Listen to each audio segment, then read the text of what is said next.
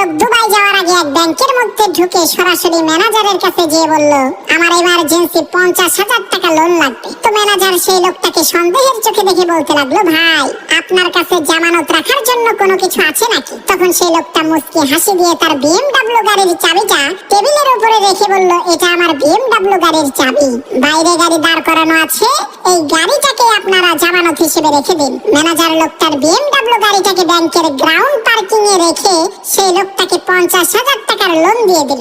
2 সপ্তাহ পর ওই লোকটা দুবাই থেকে ফিরে এসে ব্যাংকে যেয়ে বলল, আমার লোন ক্লিয়ার করে আমার গাড়িটা ফেরত দেন। তখন ম্যানেজার বলল, 50,000 টাকা আসল আর 700 টাকা সুদ, মোট 50,700 টাকা দিতে হবে। ম্যানেজারের এই কথা শুনে সেই লোকটা সাথে সাথে 50,700 টাকা দিয়ে গাড়ির চাবিটা নিয়ে হাঁটা ধরলো।